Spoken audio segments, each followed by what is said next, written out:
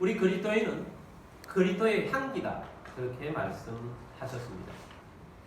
모든 인생, 자기의 삶 전체가 향기나는 인생으로 살았던 인물이 요셉입니다. 요셉은 정말 향기롭습니다. 어떤 인물보다도 완성도가 높은 인물입니다. 사람의 어떤 삶에 있어서 부분을 편집한다고 해보았을 때 요셉의 인생은 어떤 부분을 편집을 해도 다 향기가 납니다. 보통 사람들은 향기 나는 부분이 있고 더 많은 향기가 날 때도 있지만 어떤 때는 악취가 나고 더 많은 악취가 풍길 때도 있습니다. 그러나 요셉은 그렇지 않습니다. 요셉은 인생 전체가 향기 나는 인생으로 살았습니다. 정말 아름다운 인생을 사는 거죠. 정말 신앙이 아름다웠습니다. 오늘 우리들도 그런 모습이 되기를 간절히 원합니다. 이전의 모습들은 어땠든지 이제 앞으로의 삶이 그리스도의 향기로 살아가는 그리스도께서 기뻐하시는 인생이 되기를 주의 이름으로 축복합니다. 그러려면 비결이 있는가? 요셉이 아름다운 인생을 살았던 비결은 무엇인가? 비결이 있습니다. 요셉도 우리와 똑같은 성정으로 가지고 있는 사람입니다. 요셉도 그 마음에 놓친 것이 있다면 그렇게 살지 못했을 것입니다. 그 비결은 마음에 있습니다. 여러분, 우리 인생의 마음은 참 중요합니다. 그래서 사탄은 우리의 마음을 흔듭니다. 우리의 마음을 빼앗으려고 합니다. 우리의 마음을 하나님이 기뻐하지 않는 것으로 채우려고 합니다. 근데 요셉은 한 번도 사단에게 마음을 내어준 적이 없습니다.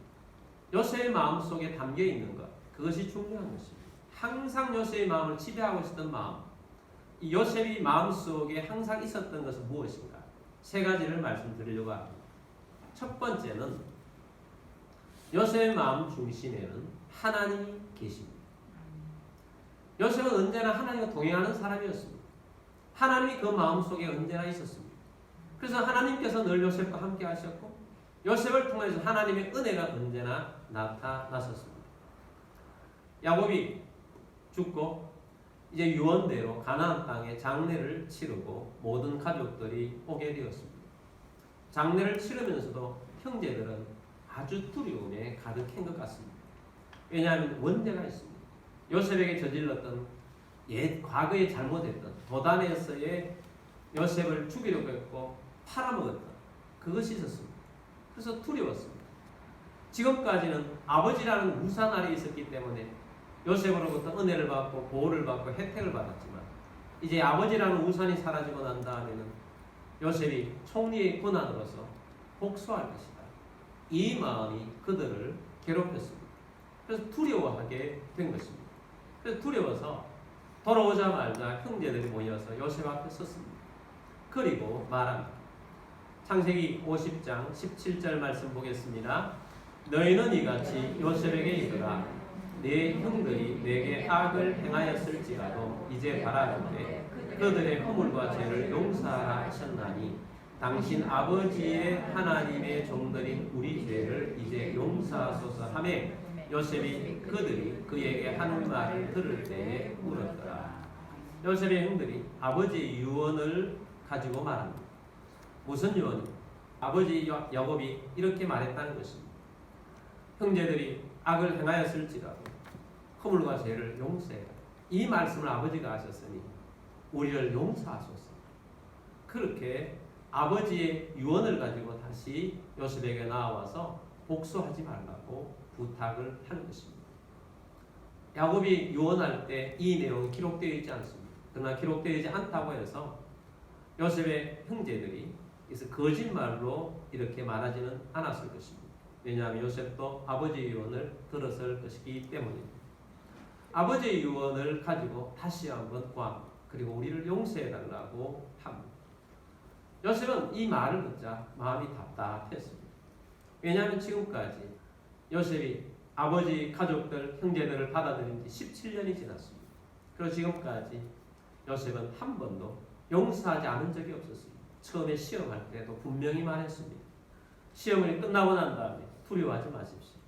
나를 죽이려고 했고 팔았던 것 때문에 두려워하지 마십시오. 하나님께서 나를 총리되게 하셔서 애국을 먹여 살리고 우리 가족들을 먹여 살리려고 미리 당신들의 악함을 하나님의 선으로 바꾸셨습니다. 우리를 유익하게 하셨습니다. 그러므로 이것 때문에 근심하지 마십시오. 분명하게 이야기를 하고 요셉은 그 일에 대해서 잊어버리고 형제들에게 치검까지 잘해 주었습니다. 근데 그 진심이 와르르 무너지는 것입니다. 그래서 요셉이 답답해서 울었습니다. 우니까 요셉의 감정이 동요되니까 요셉의 형제들이 아주 당황했어요. 더 당황을 해서 전부 또 엎드렸습니다. 요셉의 형제들이 요셉 앞에 엎드리는 것. 또 한 번 요셉이 어릴 때 꿈꾸게 되었던 그 내용이 다시 한번 재현되게 된 것입니다. 엎드리면서 그들은 말합니다. 우리는 다 주의 종입니다. 하고 납작 엎드렸습니다. 요셉이 두려워하지 말라고 말합니다. 여러분, 두려움이라는 것, 이것은 하나님이 주신 것이 아닙니다. 디모데후서 1장 7절 말씀에 보면 하나님이 우리에게 주신 것은 두려워하는 마음이 아니고 오직 능력과 사랑과 절제하는 마음. 하나님이 우리에게 주신 것은 뭐하는 마음이 아니라고요? 두려워하는 마음이 아니에요. 여러분, 우리 속에 두려움이 찾아오는 것, 두려움의 근원, 죄가 우리를 두렵게 만듭니다. 죄 때문에 우리가 염려하게 되는 것입니다.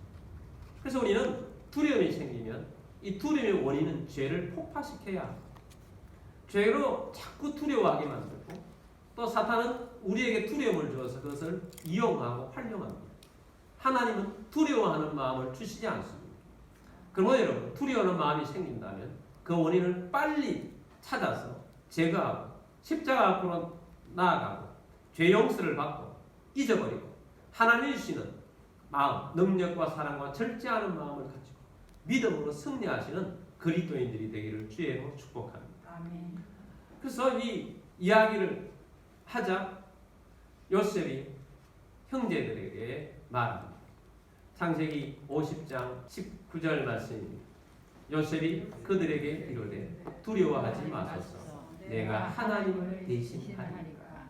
자, 이 말씀을 보면 이 사건 안에서 요셉의 마음속에 하나님으로 충만한 것을 알 수가 있습니다. 여러분, 하나님이 계신 사람은 이런 상황 속에서 어떤 태도를 취하는가 하는 것을 보여주는 것입니다. 그들에게 이르되 뭐하지 마소서 두려워하지 마십시오. 그러면서 내가 하나님을 대신하리까.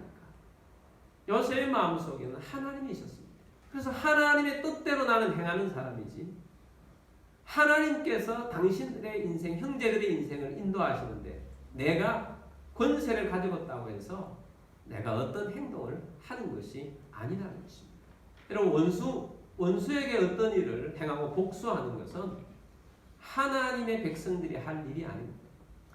로마서 12장 19절 말씀 보면 내 사랑하는 자들아 너희가 친히 원수를 갚지 말고 하나님의 진노하심에 맡기라. 기록되었으되 원수 갚는 것이 내게 있으니 내가 갚으리라고 주께서 말씀하시니라. 우리 하나님 믿는 사람은 하나님이 우리의 배경이 되어주시고 하나님 우리의 배경이 되어주시기 때문에 우리가 원수가 있다고 해서 우리에게 해롭게 했다고 해서 우리가 직접 복수하는 것이 아니라는 것입니다. 원수 갚지 말라.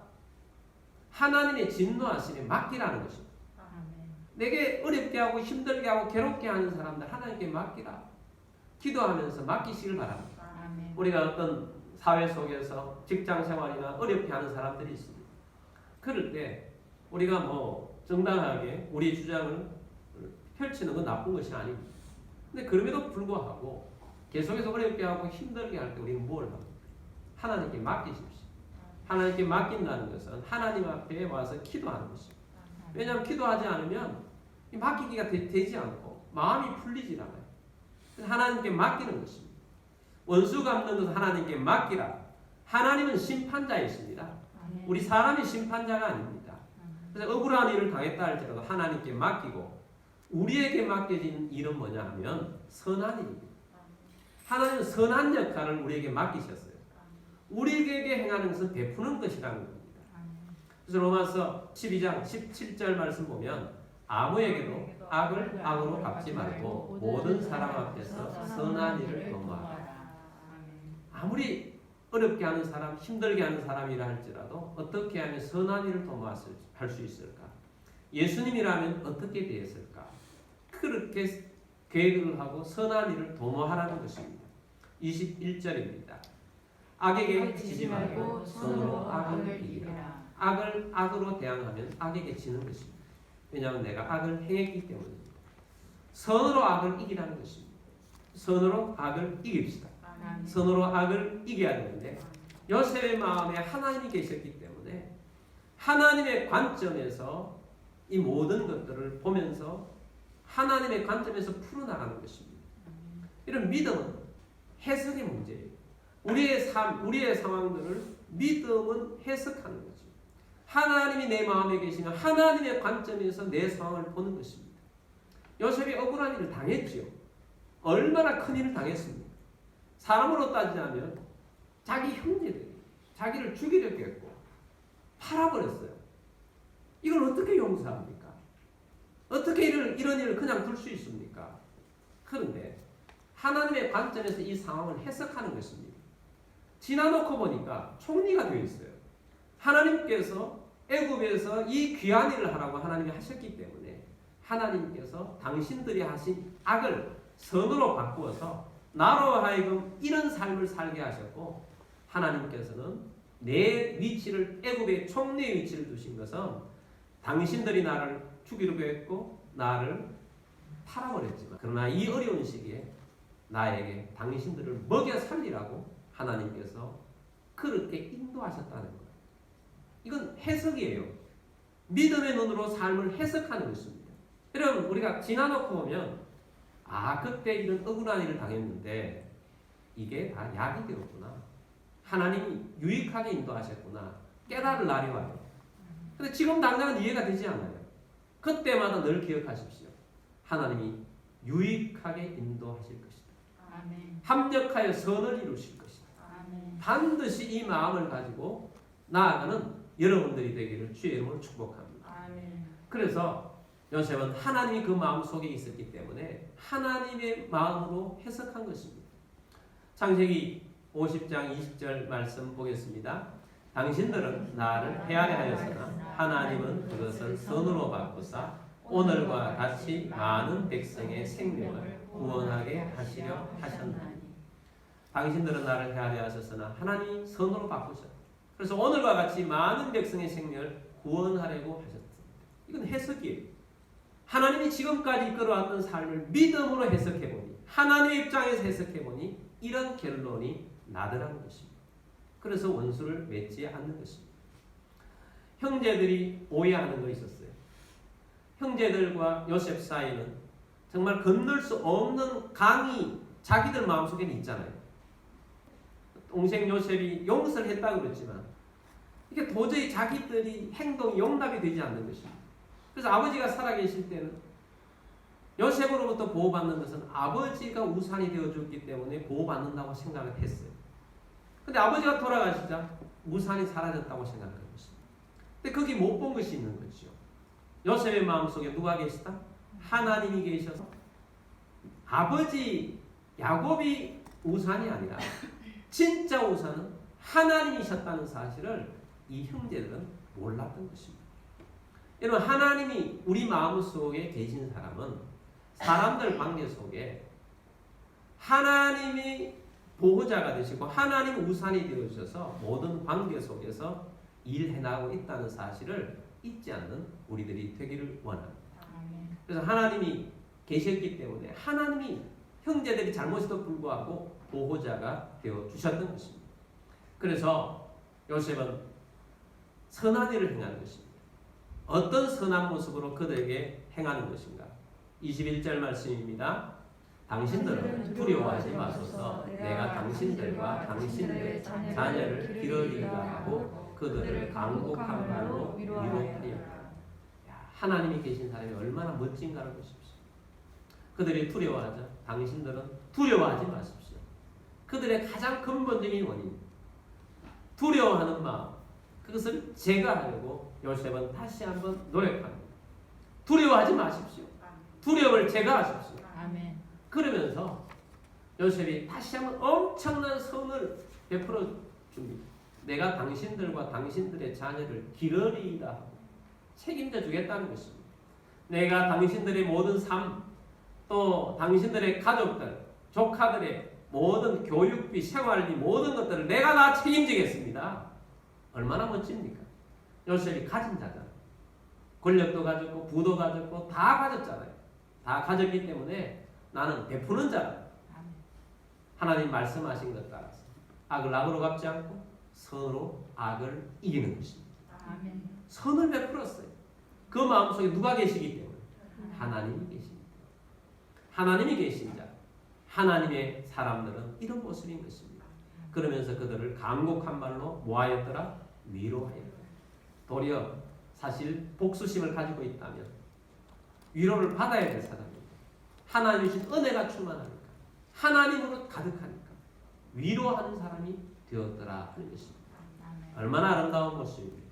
그래서 요셉의 마음속에 늘 떠나지 않고 요셉이 늘 가까이 하고 늘 마음속에 모시고 살았던 분은 누구? 하나님. 한순간 놓치지 않았어요. 그렇기 때문에 요셉의 인생은 언제나 향기가 나는 인생이었어요. 악취가 풍기지 않아요. 여러분 그리스도인이라고 다 향기 나는 사람이 아닙니다. 그리스도인이 하나님과 함께 할 때는 향기가 나요. 그리스도인이 하나님을 놓치면 악취가 나는 것입니다. 오늘날 이 세상에도 보면 그리스도인인데 악취 나는 사람들이 얼마나 많습니까? 악취가 나는데 보니까 예수를 믿고 교회를 다닌다고 해요. 하나님 마음이 없는 사람입니다. 하나님의 마음이 있으면 그런 행동을 할 수가 없죠. 어떻게 그런 행동을 하겠습니까? 여러분 우리 마음에 하나님을 모신 사람답게 사는 하나님 백성 되기를 바랍니다. 하나님 모신 사람은 하나님 중심으로 살게 되어 있습니다. 갈등하지 않습니다. 이런 상황 속에서 하나님의 관점으로 해결해 나가는 것입니다. 하나님 중심으로 사는 것입니다. 그래서 요셉의 마음속에 첫 번째는 하나님이 계셨다.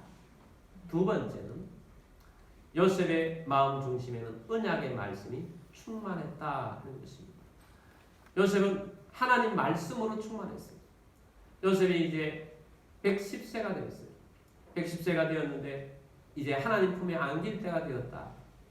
그런 감동을 받았어요. 그래서 형제들을 다 불렀습니다. 그리고 유언을 남깁니다. 창세기 50장 24절 말씀 보겠습니다.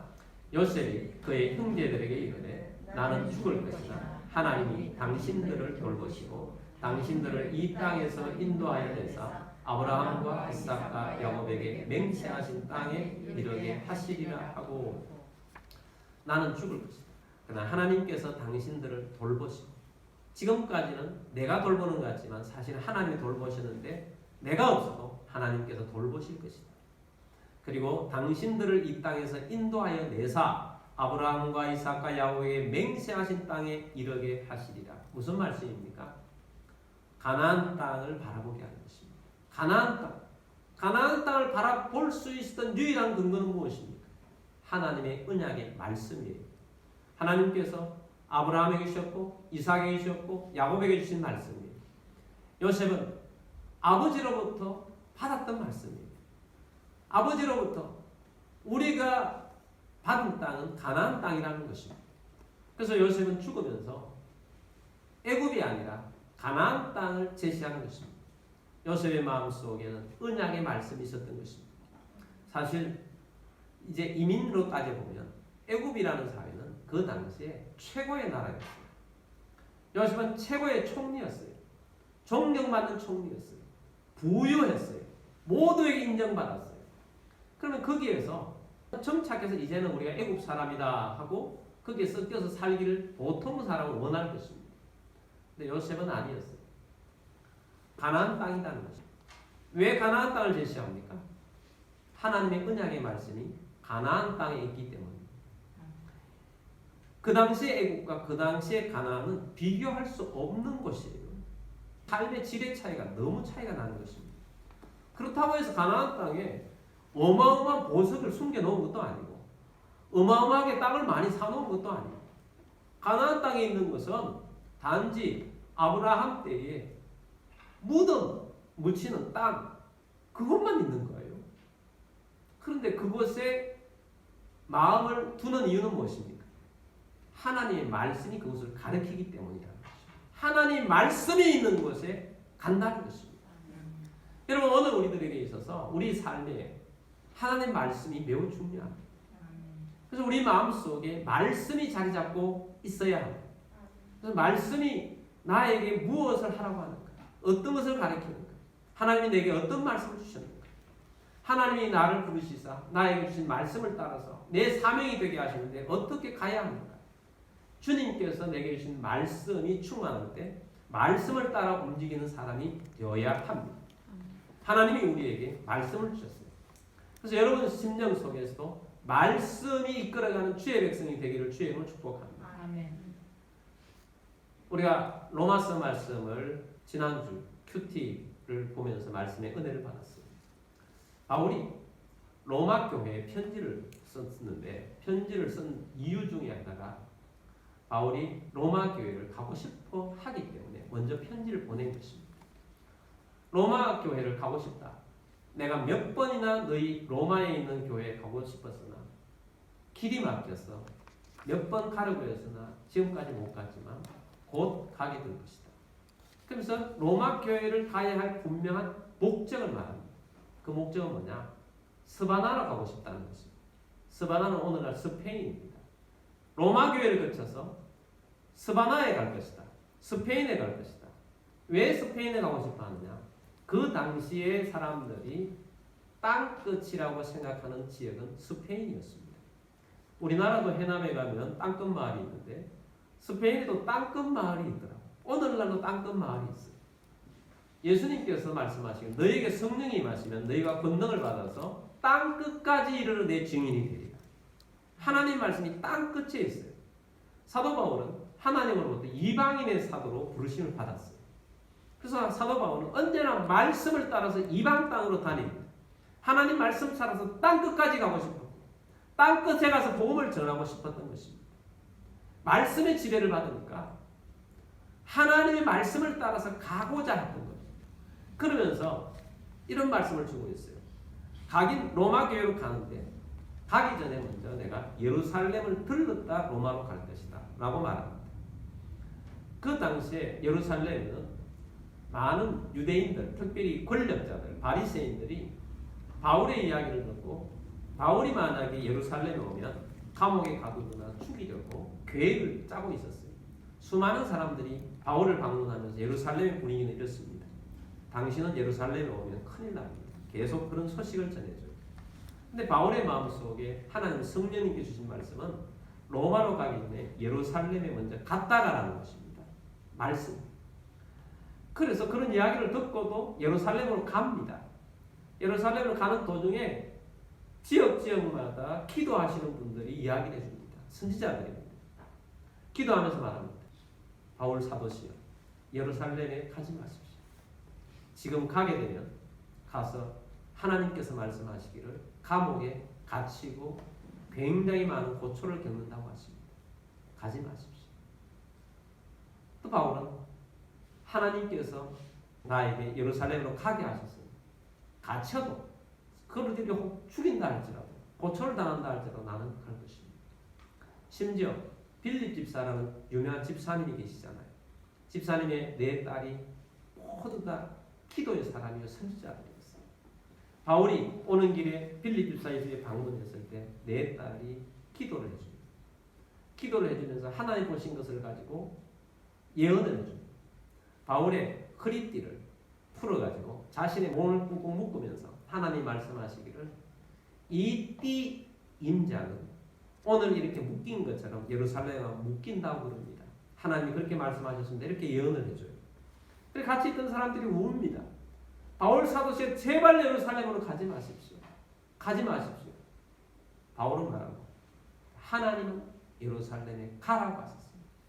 내가 고초를 겪고 묶인다 할지라도 나는 갈 것입니다. 바울 속에 뭐가 충만합니까? 말씀이 충만. 말씀이 충만. 그래서 갔습니다. 선지자들이 말한 것처럼 감옥에 갇힙니다. 감옥에 갇혀서 어려움을 당하지만 죄를 지어서 감옥 간 것이 아니라 예수 믿는다고 감옥 간 거잖아요. 그리고 로마 황제에게 재판을 받도록 하기 위해서 죄수의 몸으로 로마에 갑니다. 사실은 이것도 하나님의 은혜예요. 왜 은혜냐? 그 당시에는 여행하는 것이 도경비가 굉장히 많이 듭니다. 근데 바울이 제수의 몸으로 로마까지 가게 돼요. 근데 로마에 가서 그냥 금방 풀려나요. 별 죄가 로마에서는 그게 죄가 아니거든요. 그 당시 금방 풀려나서 그냥 가게 됩니다. 하나님의 방법이었어요. 할렐루야. 그래서 우리가 하나님 말씀이 중심에 있으면 말씀 따라서 가는 것입니다. 말씀 중심으로 살기를 주의 이름으로 축복합니다. 세 번째는 요셉의 마음 중심에는 이스라엘이 있었습니다. 이스라엘은 요셉의 가족들이죠. 하나님의 백성들입니다. 요셉이 유언을 하면서 이렇게 말합니다. 50장 25절 말씀입니다.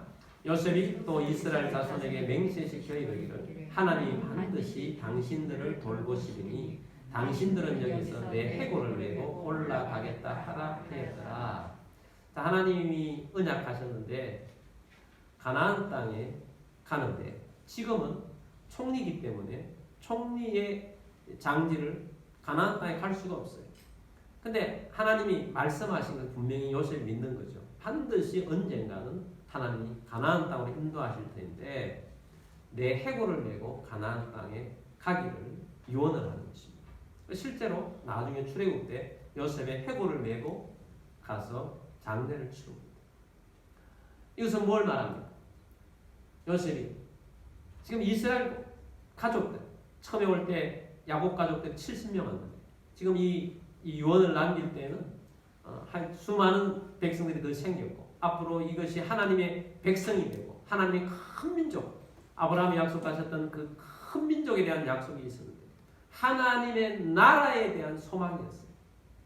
그래서 요셉에게 있어서 가장 중요한 사람들은 애굽 사람들이 아니라 하나님의 백성들이라는 거예요. 가족 하나님 백성입니다. 가족이 하나님 백성인데 오늘날로 따지면 교회입니다. 하나님 백성. 하나님 백성들을 통해서 하나님이 일하십니다. 예수님께서 구원을 위해서 하나님의 나라를 세우는데 이 땅에 세우신 기관이 교회인 것입니다. 그래서 오늘 우리들이 요셉처럼 마음의 중심을 가져야 한다면 교회를 마음에 담고 교회 중심으로 생활해야 한다는 것입니다. 우리 개인적으로는 신앙생활하면서 하나님이 내 마음에 담겨있고 말씀이 내 마음에 담겨있으면 신앙생활을 우리가 홀로 지켜나가요.